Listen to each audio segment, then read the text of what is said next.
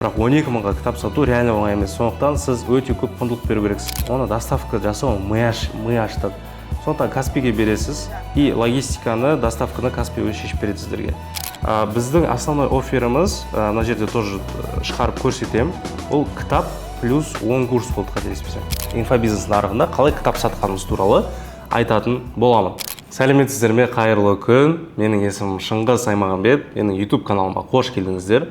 Осы YouTube каналда әртүрлі подкасттар, осындай бүгінгі видеолардағыдай разбор запускалар, тағы да басқа әртүрлі форматта, влог форматтарында видеолар болады. Менің YouTube каналым это про маркетинг, продюсирование, про продажи. Сондықтан жайғасып, қалам дәптерлеріңізді алып, бүгін керемет бір сабақты тамашалаңыздар. Бүгінгі сабақта біздер воронканы разбор жасаймыз. Яғни мен сіздерге қалай біз кітап сатқанымызды, яғни инфобизнес нарығында қалай кітап сатқанымыз туралы айтатын боламын. Ал енді экранға назар аударайық. Жалпы біз осы кітап воронкасы туралы қазір сөйлесетін боламыз. Айкерім Биболат деген экспертпен осы запуск жасадық. До сих пор ол кісімен бірге жұмыс жасаймыз. Бұл же кітап запускқа жету керек болды. Денсаулық саласындағы кітапты. Бұл Қазақстанда бұған дейін болмаған бұндай нишада кітаптар. И бізге, по сути, с нуля новый воронкамен запуск жасау керек болды. Біз любой запускты, жалпы біздің компания, агентство, бұл екі түрлі методты жасаймыз, яғни холодный. Бұл системный запусктар, яғни күніге лид алып келеді, күніге продажа болады. Және де теплый.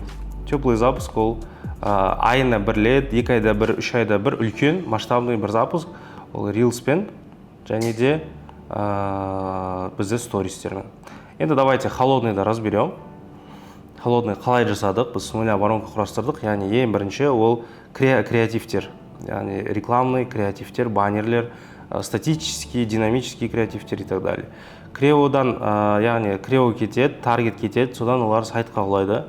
Сайтта біздер бүкіл несін жаңағы смыслдарын, денсаулықтағы бүкіл бойларды барлығын айтамыз. Яғни бұл жаңағыдай кітап қандай проблема шешетін. Дальше одан сайттан ол бізде неге өтеді? WhatsApp чатқа өтеді. Чатты қазір WhatsApp чат, WhatsApp сообществомен основной жұмыс жасаймыз. Боттарды дополнительно қосамыз тоже, но бот бізде әлі білем, адамдар сенбей ма, боттан шаршаған ма, короче, конверсиялар төмен. Чаттан Бизонға өтеді. Бизон. Так, Бизоннан дальше бізде предоплата кетеді, предоплата кітапқа. И содан отдел продажға түседі. Отдел продаж. Потом запись жібереміз. Кім кіре алмаған и так далее. Так, запистен кейін дажим кетеді чатта, яғни прогрев чат. Сол чатта. Примерно осы воронкамен, просто цепочка форматында көрсеттім, осы воронкамен біз жұмыс жасадық. И біз 1000 кітап саттық. Осы воронкамен 1000 кітап саттық. 1000 кітап. Это примерно за неделю мы продали без отдела продаж, прямой оплата, автооплатамен. Бұл жерде идея қандай? Бұл жерде жалпы автовебинармен почти любой зат сатуға болады. Қазақстанда примерно 1 000 000 теңгелік чекке дейін, в принципе, любой зат сатуға болады. Но кітапта бізде баға 12 000 теңге болды. 12 000 теңге. Енді вопрос, 12 000 теңгемен холодный осындай трафикпен ақтала ма деген сұрақ. Я ақталады. Себебі бізде доп продукт бар, бұны біз бандл дейміз маркетингте, сет бандл дейміз. Доп продукттар бар, бізде мысалға бір кітап емес, 2-3 кітаптар сатады. То есть менеджерге жазған кезде 2-3 кітап, 5 кітап алатын болсаңыз, сізге осындай скидка деген сияқты. Дополнительно бізде дәптер болды. Денсаулыққа арналған дәптер, баланс күнделігі деп аталады. И соны тоже дополнительно сатады. И сол кезде чек примерно 25 000 теңгеге дейін барады. Например, біз рекламаға айталық бүгінге 100 000 теңге құрттық. 100 000 теңгеге, в принципе, біз аяқта, может, скрин қоямыз, қаншадан алып келгенімізді лидтарды. Біз лидтарды өте жақсы бағаға алып келдік, негізі где-то 0,3-0,4 долларға алып келдік. Сонда, по сути дела, бізде қанша 100 000 теңге салсақ, бізге келеді примерно бізге келеді қаншадан? 100 000 теңгені бүйтіп есептей салайық. 100 000 теңге бөлеміз 0,3 доллары деген, ол бізде қанша теңге? 0,3 доллар деген примерно бізде 150 теңге кіреді, 150 теңге. Ну, грубо говоря, где-то 700 лит келеді, дұрыс па? 100 мың теңге 700 лит келеді. Грубо енді, жарайды 600 дейік, примерно, аяқта уақыт кетіріп есептемей қойын. 600 лит келеді, 600 литтің по факту кіретін цифрасы бізде, аяқта міне по воронке алатын болсақ, 600 лит келді, вебинарға кіретіні примерно 30-35%. 200 адам кіреді. 200 кірген адамның бізде шамамен 12-15% сатып алды. Яғни ол бізде где-то 30 шақты адам бізде сатып алады. Средний чек 25 мың теңгеден болса, 25 мың теңгеден 30 адам болатын болса, онда бізде көбейтеміз, нақты бет есептей салайын, 750 мың теңге, дұрыс па? 750 мың теңге. И, то есть, 100 мың саламыз, 750 мың шығарамыз, грубо говоря. Міне, нақты 100 мың салдық, 100-қа 750 шығардық. Бұл жерде бізде X жетеде 5 есе ақталып тұр воронкамыз. То есть, это рабочая схема. Ну, да, бұл мен сізге примерно цифралар айтып жатырмын. Кейде мысалға 1 к 5 болады, 100 мың саламыз, 500 мың шығарамыз. Кейде болады мысалға 1 к 4 болып болады, кейде 1 к 10 болады. Но средний біз где-то 6-7 есе ақтап отырдық. В принципе, воронка плюсовая, в принципе, прибыль есть, как бы люди покупают и так далее. Да, то есть, в принципе, как бы воронка рабочая, плюсовая, самое главное, плюсовая воронка. Егер воронка плюсовая болса, біз оны жалғастыра береміз, күніге реклама жібере береміз. Мысалы, не обязательно ол күнде таргетке кетеді. Бір күні блогерден кетеді, бір күні жаңағыдай инстаграмнан прогресс жасап, осы автоға жібере саламыз деген сияқты, да. Общий базаға рассылка жасаймыз да, автоға жібере саламыз. То есть, бұл рабочий схема, бұл жұмыс жасады. Енді бұл воронкадағы самый главный нәрсе бұл оффер. Мен сіздерге кітаптың офферін түсіндіріп берем, и осыны өздеріңіздің запустарыңызда смело қолданасыз. Мына жерде бір миллион теңгелі ақпарат сіздерге айтып жатыр. Кітаптың оффері негізі основной, ол кітап плюс курс деп аталады. Оффері. Кітап плюс курс. 12 мың теңге за одну книжку, это дорого, по идее это дорого. То есть кітап, потому что ну, средний где-то 4-5 мың теңге тұратын жар бізде Қазақстанда, Меломанда, Марвинда алатын болсаңызда, интернет-магазиннен.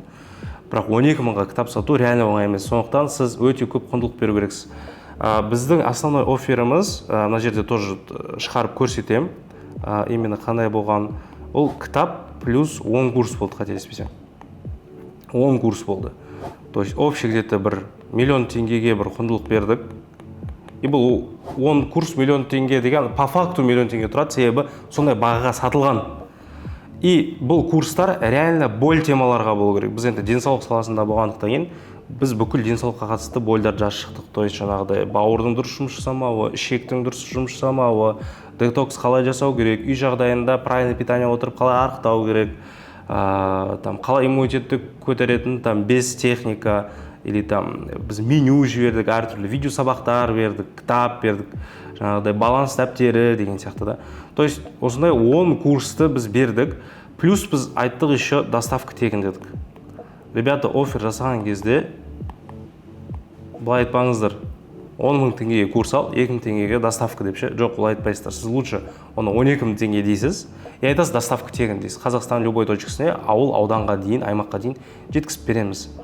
Бұны негізі кітапты сатқан кезде именно жаңағыдай логистический жағын Каспиймен делегировать етуге болады. Себебі, когда өте көп кітап сатылады, ол кезде қандай проблема болады, оны доставка жасау мы аштады. Сондықтан Каспийге бересіз. То есть адам сатып алған кезде просто ол Каспий магазин арқылы кіріп сатып алады. Каспий магазин арқылы кіріп сатып алады. И логистиканы, доставканы Каспий өзі шешіп береді сіздерге. Каспийдің проценті онда үлкен емес, қателеспесем, где-то бір 15% алады. Может, чуть меньше, ол жағын я не помню уже, да. Ол Каспийдің өзінің жаңа условиясына, нишаға байланысты. Сондықтан лучше это отдайте, короче, Каспийға ше. Егер реально продажа көп болатын болса, мы ашқыңыз келмесе, Каспийға отдайте. Кітаптың сатылымы основной осылай жасалады. Яғни автовебинар жұмыс жасайды. Но, сразу скажу, бұл же чек кішкентай болғандықтан вы делаете дополнительный жаңағыдай сет бандл жасайсыздар, сет бандл, помните? Міне жаңағыдай дәптер сатасыздар, жаңағы баланс дәптері деген сияқты да. Дополнительно жаңағыдай 2-3 кітап сатасыздар, қосымша бір курсыңызды сатсаңыз болады. То есть обязательно до продажи жасау керек. Сол арқылы сіз шығарасыз. Ну, даже енді 12 000 теңгемен сатсаңыз да, например, 30 адам 12 000 теңгемен сатып алатын болса, қанша ол? 360 000 теңге. Даже 100 000 теңге салып, 360 000 теңге шығарған өзінде, это неплохо. 1 к 3,5, да, грубо говоря. Это тоже неплохо, но желательно до продажи жасаңыздар. Біздер сразу фокусты 5 кітап, 3 кітап дегенге қойдық та, чтобы вы там подарили своему другу, там, жене, мужу, жаңағыдай бір сыйлық ретінде подарка жасау деген сияқты форматқа келтіріп саттық. Так, осы, то есть кітаптың основной темасы 1 000 000 теңгенің затын орнына 11 990 теңгеге кітапты ал, доставка тегін, осы курстардың барлығы шексіз доступқа беріледі дейміз да, и так далее. То есть, а так просто кітапты сату қиын. Мысалы, бір тренингтің запистары, бір закрытый подкасттың запистары, соның барлығын беруге болады. Біз осылай 1000 кітап саттық, холодный арқылы. И біз жаңағыдай үлкен вебинар түсірген кезде всегда теплыйдан тоже алып келеміз. Теплыйдан рилспен, сториспен алып келеміз да, холодныйға алып келеміз, и холодныйдан сөйтіп үлкен вебинар жасап, продажа жасаймыз, сосын автоға қоямыз. Авто вебинарға кете береді. В принципе, осы теплый запуск жасалады. Ну, понятно, как бы рилспен, сториспен сатыла береді. Күнделікті отзыв сала бересіз, кітаптың отзывын, кітаптың отрывықтарын саласыз, кітаптағы боль темаларды көтересіз, рилста солай сата бересіз. Но мен основной бұл именно видеода айтқым келгені, холодныймен, егер сізде аудитория жоқ, например, экспертте, бірақ кітабы бар, мощный эксперт кітап сатқысы келетін болса, онда осы просто теплыймен ақ жақсы айына, жақсы табыс жасауға болады. То есть, мне, в принципе, сіздерге осы воронканы бердім, в принципе, қалай жасалатынын көрсеттім. Осы нәрсені қолданып, кітап сата берсеңіз болады. Бүгінге, в принципе, все. Қалай біз айына 10-15 миллион теңге кітап сатуға болатынын көрсеттік. Келесі видеоларда кездескенше, алдағы видеоларда осындай тоже запусктардың разборын жасаймыз.